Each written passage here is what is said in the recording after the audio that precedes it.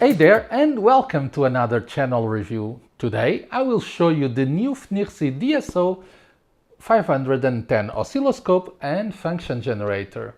This DSO-510 oscilloscope is the last development in a long line of small oscilloscopes from FNIRSI for the hobbyist market, well, until now.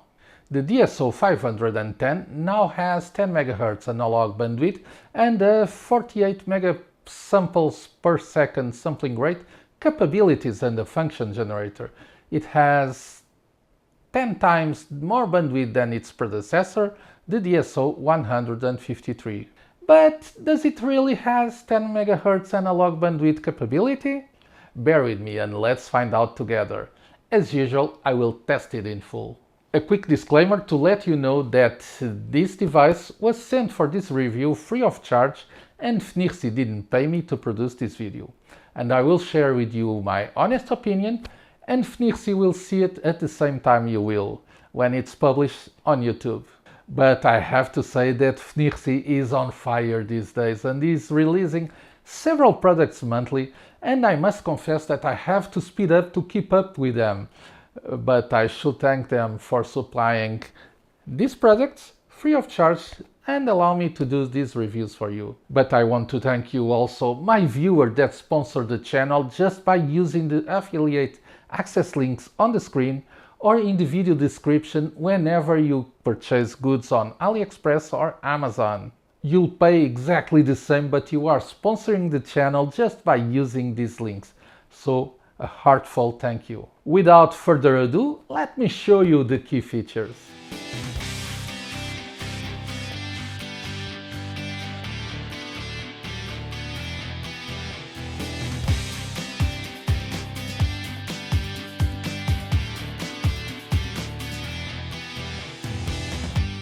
Now let's see what comes in the box. It's packed in this retail box as usual from FNIRSI. It says that we have now a 10 MHz bandwidth for a 48 megasamples per second.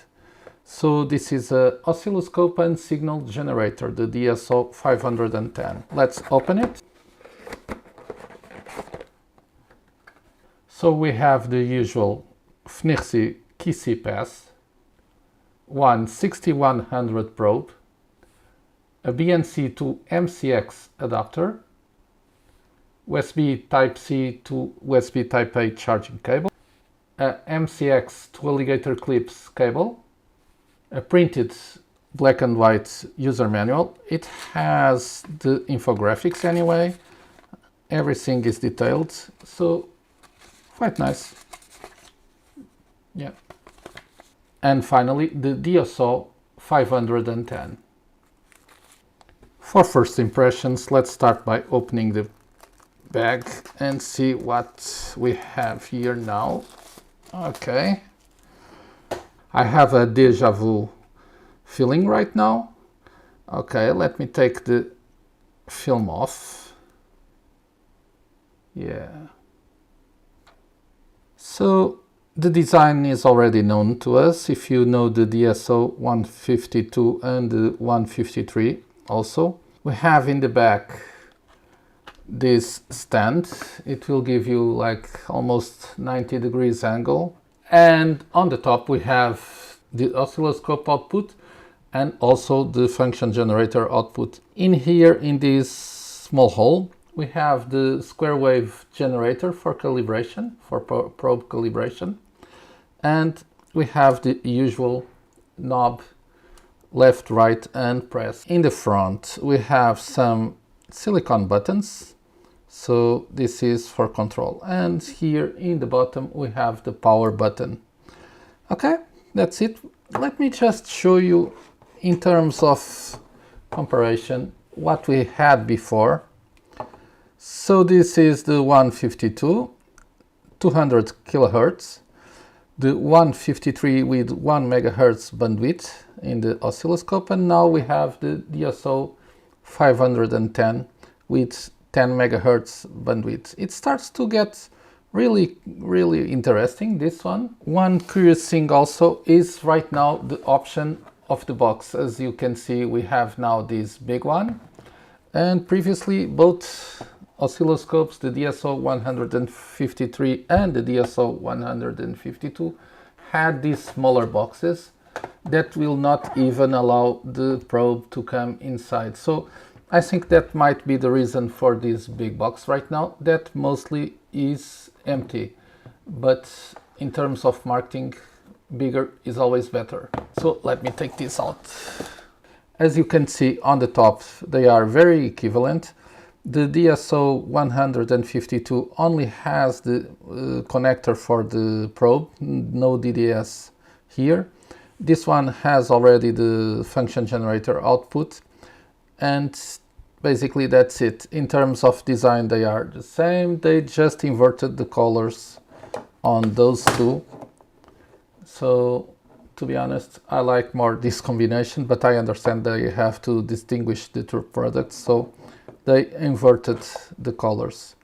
Other than this, the case is exactly the same. So let's move on and see if the user interface and firmware is identical or has some improvements also. Allow me this small break to send kudos to this video sponsor, PCBWay.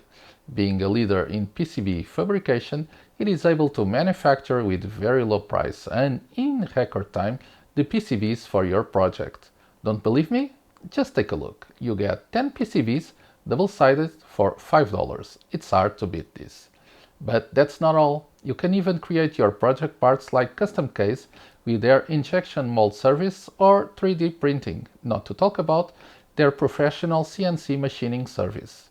It's a one-stop supplier for all your project needs, and if you use the code below on the screen, you will get a $5 discount on your first order.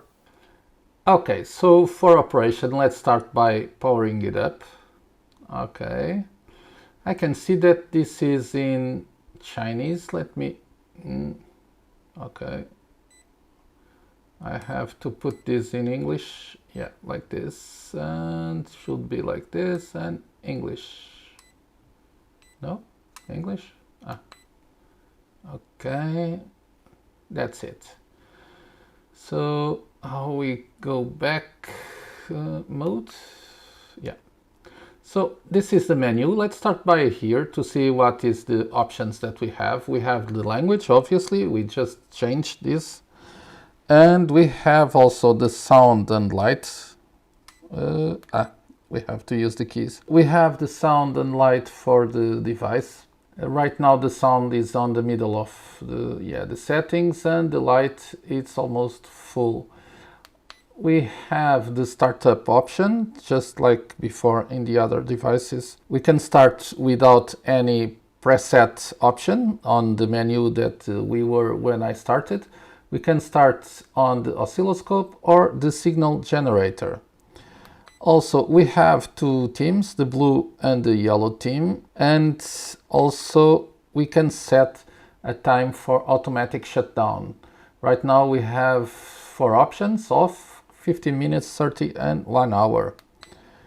So we have also the USB sharing that we can activate to retrieve some information, and the about. And we should have also the firmware upgrade somewhere. Okay. So we can do a factory reset or return, and no, the firmware upgrade should be a different schema. You should need to start in a different mode. Okay, in terms of menu, that's what we have. Let's go back, I think. Not like this. Auto mode.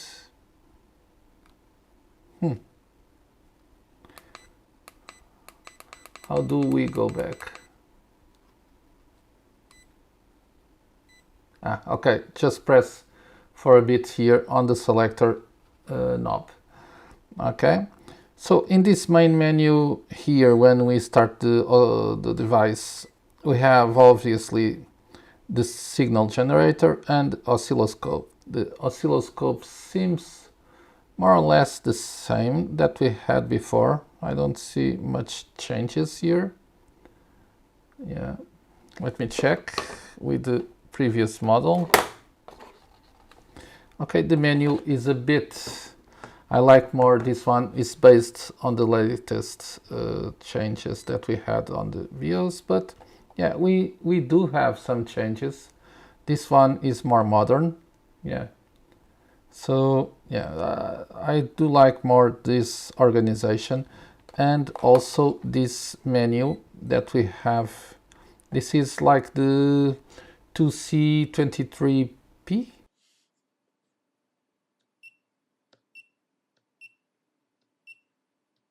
Yeah, this is more in tune with what FNIRSI is releasing these days in terms of devices and the firmware they have. So yeah, this one is more like it, I think. Okay, this was the old system. Let's take it out. So in terms of oscilloscope, let's see from the top. We have here the signal generator output indicator. Right now it's green. Let me show you something. It will not take long. If we come here to the signal generator and press run, this will become red. So if we go again to the oscilloscope, as you can see right now it's red. So it's not outputting signal on the DDS output. Next we have the time division. In here the run or stop or wait if we are triggering manually. And we have the vertical and horizontal modes, cursor modes. I think that we changed that here. Yeah. Okay, we can change the cursor modes. And we have the battery indicator, very useful in these portable devices. The amplitude, the trigger modes, right now it's in auto, the rising or falling edge, the slope. This is the probe compensation and the coupling.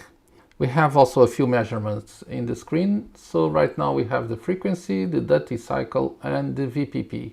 Okay, and about the oscilloscope, we are almost done. But if you press this, as you can see, we have a new menu, a very cool menu to select a few options. We have the coupling selector in here. We have the probe selector in here. Also the triggering and the edge. But that's not all. If we go to the left, we have here the measurements that we can use. Also the persist, the time, it can be 500 milliseconds, 1 second or infinity.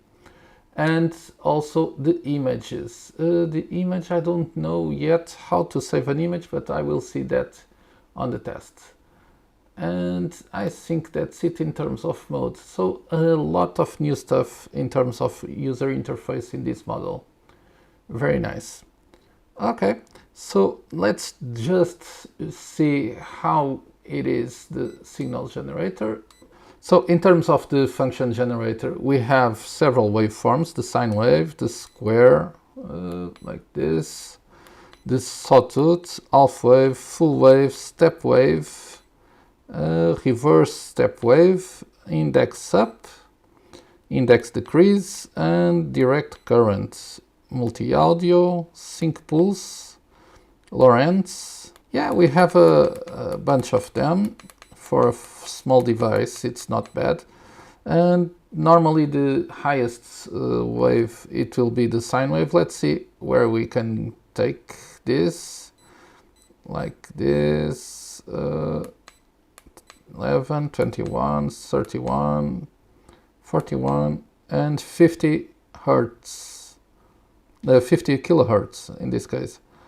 Yeah, it's not much, but it's okay.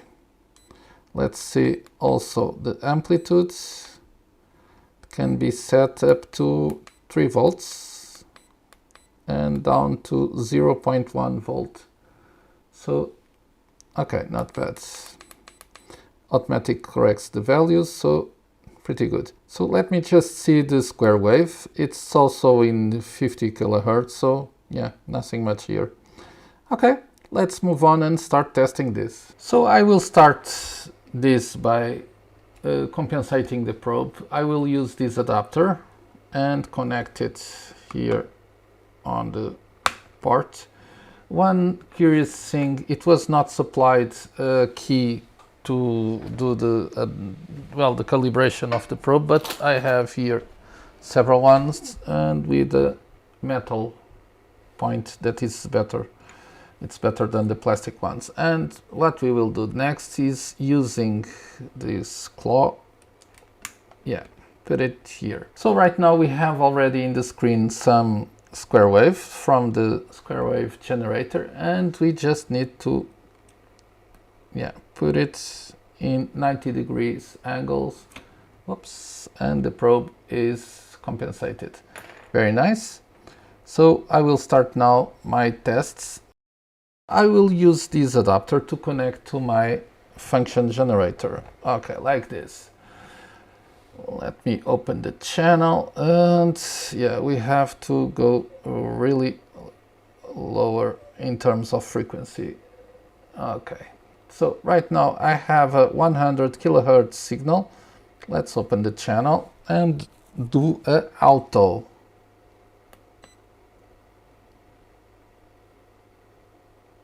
Okay, so in terms of the frequency, we have here 100.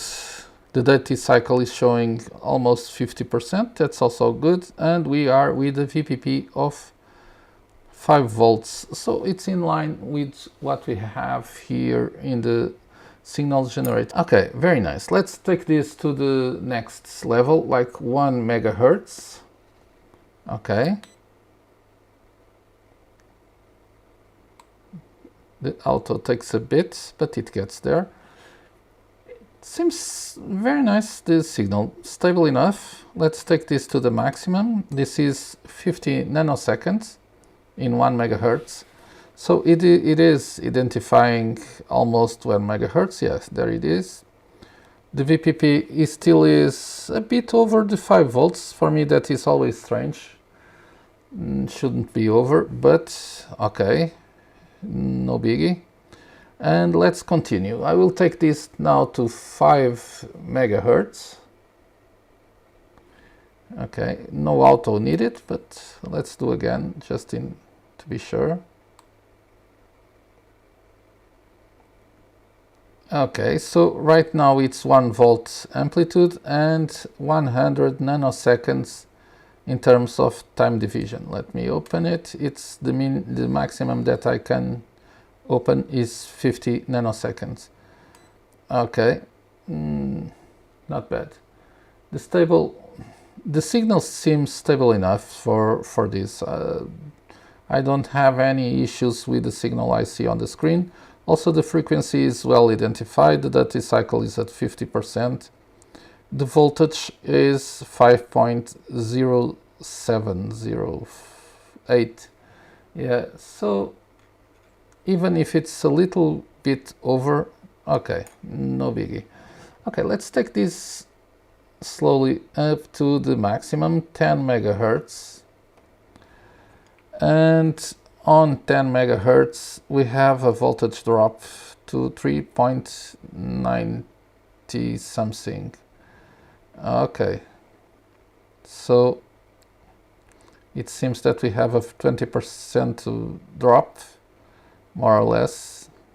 We still have a data cycle of 50% and 10 megahertz signal. The signal itself is very stable.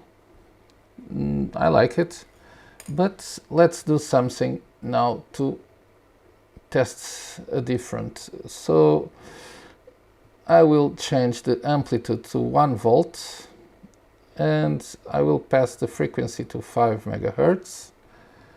Okay, let's do an auto. Okay, with 1 volt I detect a bit of flicker in the signal. Yeah, it jiggles very little, nothing serious. And let's take it now to 10 megahertz to see how much this will go. Whoops. How much down this signal will go. Right now it's in 800 millivolts, more or less. So on 10 megahertz it's 720. So if this is really the voltage that we have on 10 megahertz, I'm really happy with this. This means that it's exactly more or less a few millivolts on the minus 3 dB. So this is really a 10 megahertz oscilloscope. Very nice. We have 10 megahertz here, a duty cycle of 50%, and we are on the minus 3 dB. So very well done. This is very nice to see. Okay, this is tested in terms of bandwidth. Let's continue. Some of the questions that viewers ask me on the comment section is if we are able to use at the same time the function generator and the oscilloscope. So let's try it.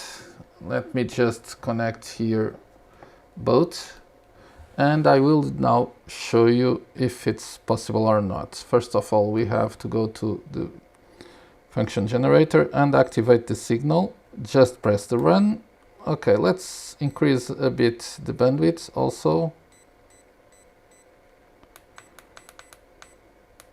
Let's put it at max, and we will be able to see how this will behave in terms of producing the signal and analyzing at the same time. So right now I'm with a square wave. That's not what I was expecting. Let's see again. Yeah, this was on square wave, sorry. So right now we are on sine wave. One thing that I already noticed, modes, no, here and here again, is that it will not keep the value that we used previously when we selected here the signal. Okay, modes, and now we go again to oscilloscope. Yep. So right now I'm outputting apparently 1 megahertz. No, auto. Let's see what we got.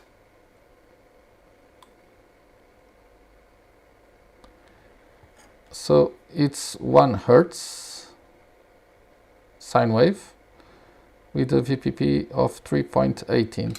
I thought that I selected 50 kilohertz. Let's try again. So I select it like this and mode 50 kilohertz. Okay. Now, whoa, something fishy here. It's not using the signal I tried. Let's try another frequency, and it will go back to 1 kilohertz signal. I don't know why. I selected a different signal. Let's see, like 11. Okay, it's 11 modes. We go back. Should we stop and start? Maybe that's it. No, it has a problem in the sine wave. Let's try the square wave again.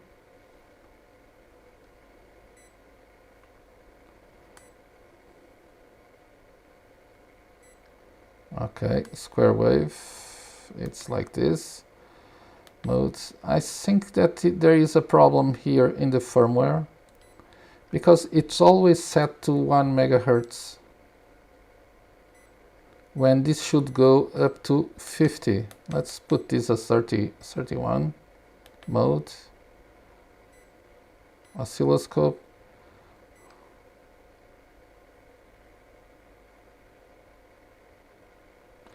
Okay, so the function generator, by some reason, is always updating to 1 megahertz when using the function generator and the oscilloscope. So it works, but it seems that limits to 1 kilohertz the signal.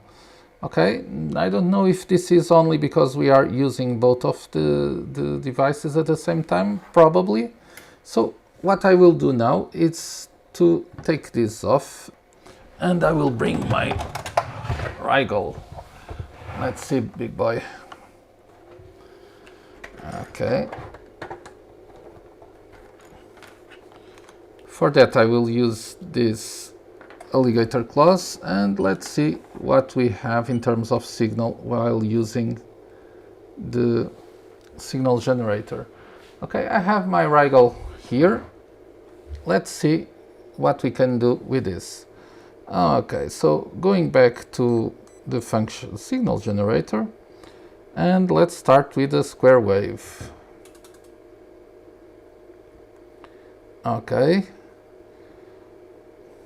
it seems to draw the square wave. You cannot see on the screen because there are very thin lines in here, but the lines are drawn. Let's move to sine wave. Okay, I will now take this to the maximum of the frequency. Let's go and see. Okay, it's a 50 kilohertz auto. Well, the sine wave, it's pretty good at this frequency. Let's see, the square wave has a little problem in the corners. Even so, it's not bad at all for the maximum frequency.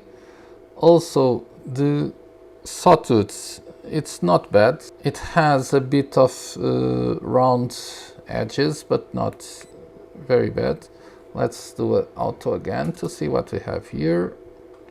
Okay, also good. Nice. The full wave, the step wave. Okay, the step wave, the steps are a bit round. Shouldn't be like that, but okay. The reverse. Okay, index up, index decrease, yeah. And direct current. Okay, multi-audio. Let me just do an auto again. And that's it. Sync pulse. Okay. And Lorentz. Well, this is not what I was expecting. Yeah. Okay, so let me just change the frequency to half of what we have right now.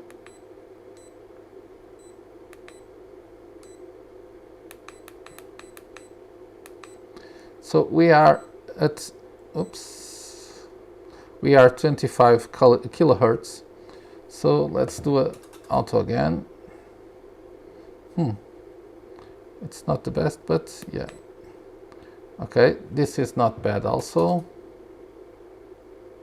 Very stable at 25 kilohertz.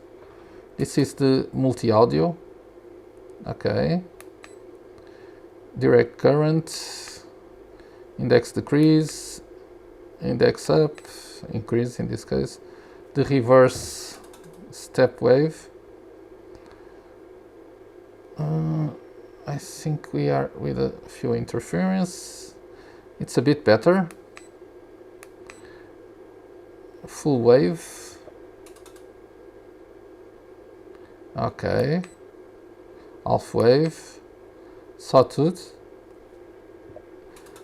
It's half of the bandwidth generator. Now we have much better edges on the top and on the bottom. Also the square wave, it's much better.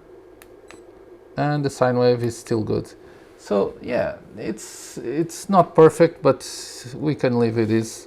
This is for hobbyists, not professionals. Well, with 10 megahertz, it will help a lot of people already in the field, but this is, for me, it still is a tool for the hobbyists, Arduino enthusiasts and stuff like that.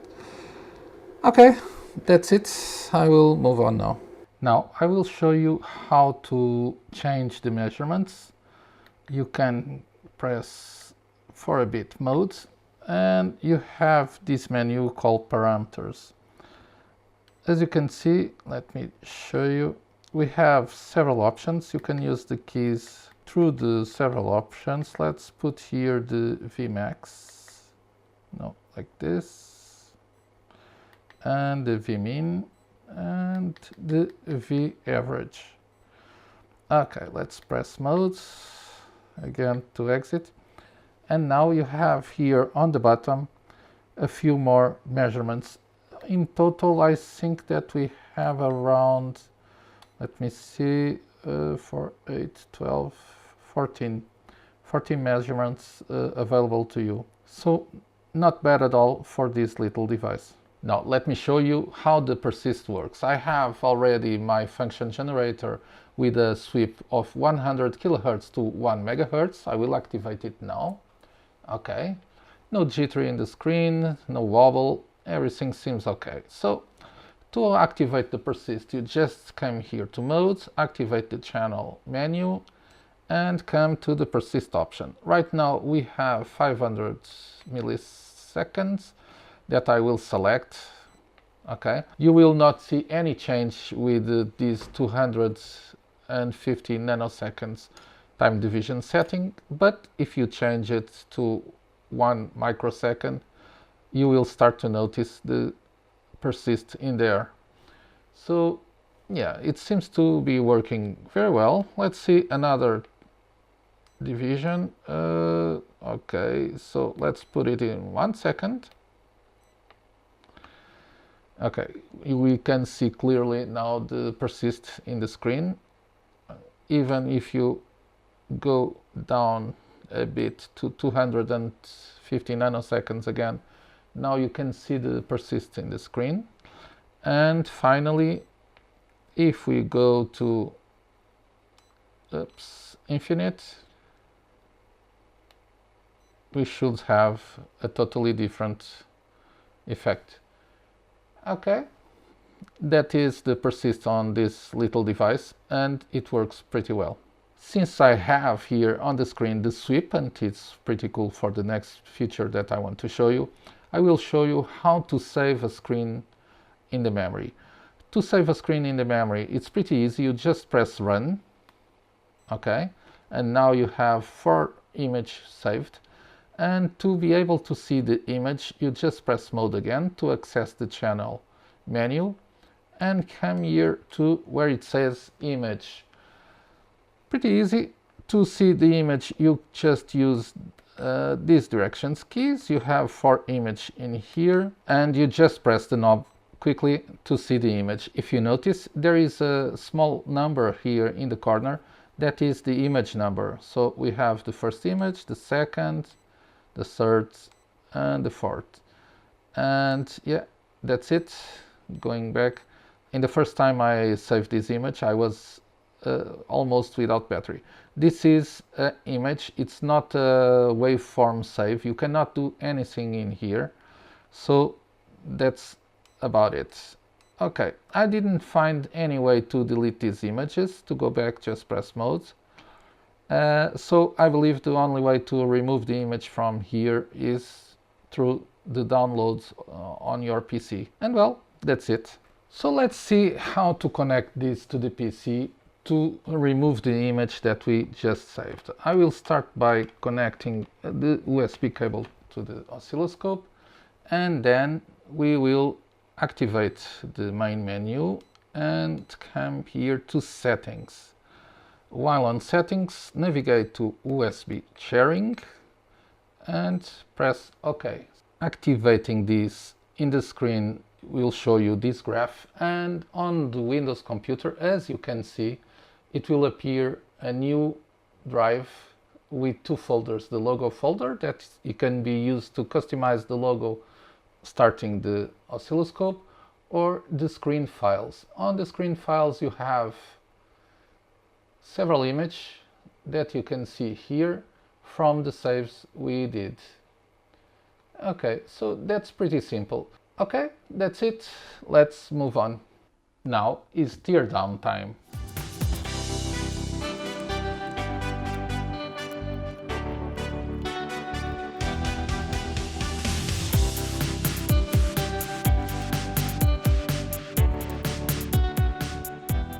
Okay, here we have it. I will put this on a microscope so we can see it better. But before, let me show you in comparison with the DSO-510. Okay, as you can see, And this is the 153 and this is the new 510. And something really that pops out is this big ass CPU in there, or MCU. And all the rest seems more or less the same, but I will put it anyway under the microscope so we can see it. I have here the board already in the microscope. Let's start with this side where we have the knob.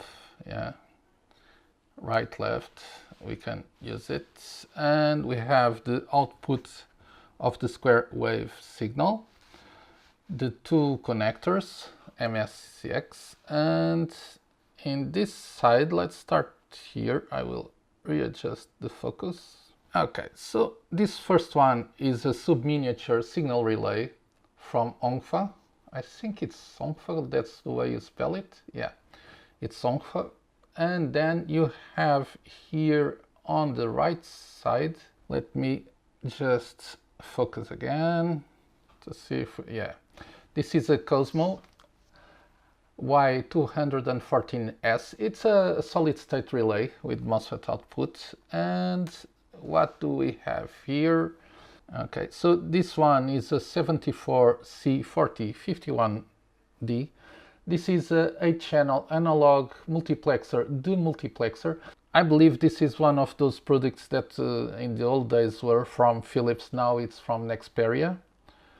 Here we have 350 MHz CMOS rail-to-rail output op-amp, and in this one in the bottom, this 3-peak, it's the 3PA1013.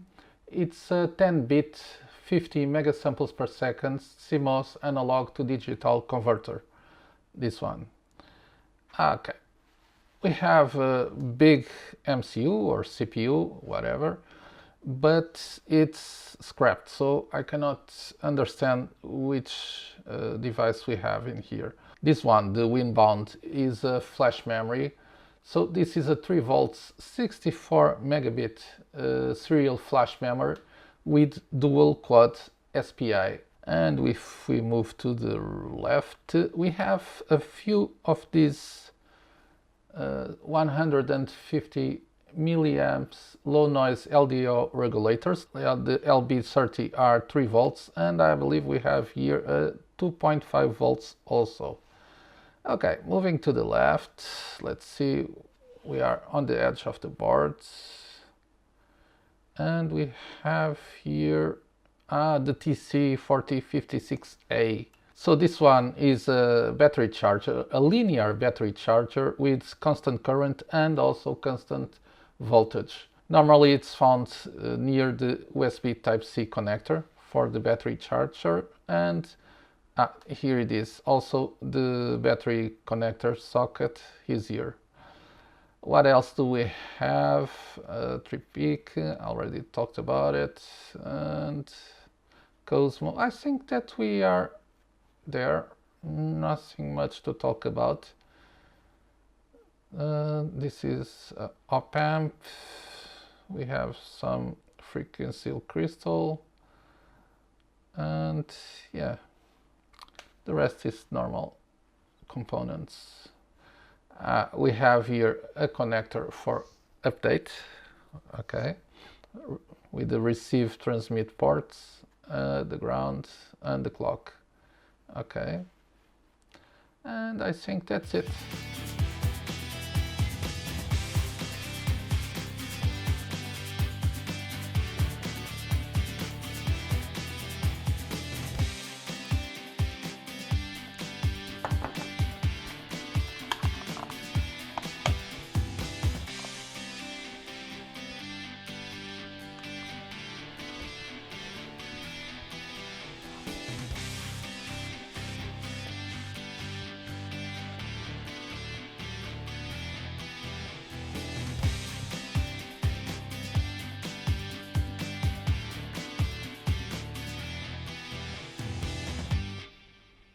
To wrap it up, price-wise, considering the AliExpress FNIRSI official store, the 200 kHz DSO-510 is at 31 euros or $34.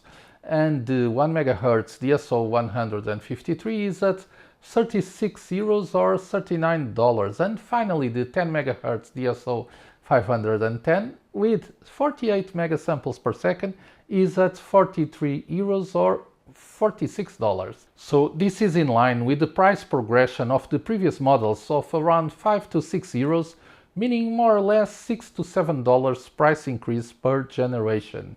Does it worth it? Well, it depends on your test needs, but personally, for 12 euros difference, $14, between the DSO-152 and the DSO-510, I will always choose the DSO-510, even if my signal analysis needs are only in the kilohertz range. It is faster, with more features and more accurate. The test I made showed that this device has the capability of analyzing signals up to 10 MHz, keeping the voltage drop within the -3 dB mark, so pretty happy to verify that. In terms of construction, it is the same of the last two models. They only changed the motherboard. It was easy to work before, it's still easy to work now. The case is robust enough for the normal hobbyist tasks, and even for some professional use cases. The design itself is really appealing, but I do prefer the color scheme of the DSO-153, where the black was predominant.